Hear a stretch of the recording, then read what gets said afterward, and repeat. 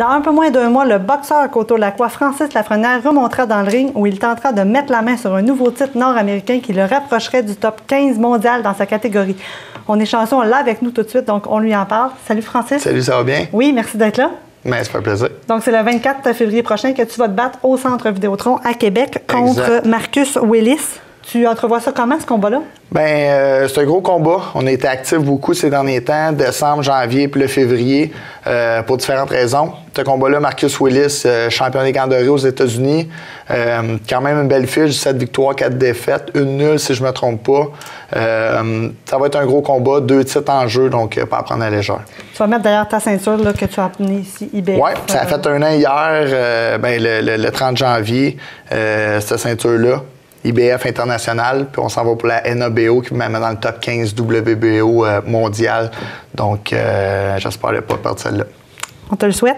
Merci. Et tu sors à peine d'un affrontement là, avec Manuel Garcia, donc que tu as mis KO au 7e ronde en janvier. Là, ça fait quelques jours à peine. Est-ce que tu te prépares toujours de la même façon pour un combat, peu importe l'adversaire, ou tu t'adaptes un peu? Je m'entraîne toujours fort, puis le problème avant, c'est que je m'entraînais fort tout le temps. Tandis que là, j'ai des personnes autour de moi pour m'aider à gérer tout ça, pour pas me blesser. Donc, mon coach de conditionnement, Damien, mes coachs de boxe, Jesse, Howard et Otis, m'aident beaucoup. Donc, ils gèrent pour qu'on soit toujours à 100%, moins de risque de blessure, moins d'impact, mais on s'entraîne toujours fort. Est-ce que tu t'es remis d'une blessure? Parce que je crois que tu as fait une petite pause peut-être d'un 4, 5, 6 mois. Là, maintenant, exact. Tu es complètement remis à 100%. En 2016, on a arrêté 6 mois.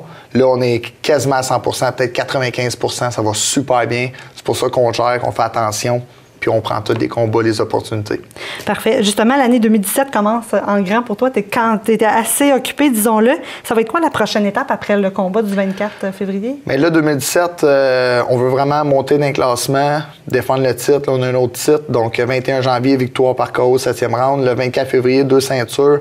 Après ça, Rixa, la compagnie de promotion pour qui je travaille, ils ont un gala encore le 8 avril, le 10 juin, 9 septembre et 2 décembre. Donc, on est super gros occupés, en plus des cartes de gym que je boxe.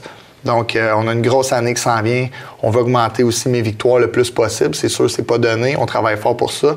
Mais j'aimerais ça finir l'année avec peut-être un autre 5-6 victoires de plus et peut-être un titre mondial en 2018, on ne sait jamais. On te le souhaite aussi. Ben, est-ce que tu connais déjà le nom de tes adversaires ou tu le sauras dans les prochains mois? Pour juin, on va tomber en négociation plus tard parce qu'avec la IBF, on va aller avec le Intercontinental. OK. Le champion, c'est Ronnie Mittag. Donc, on va tomber en discussion plus tard, mars, avril.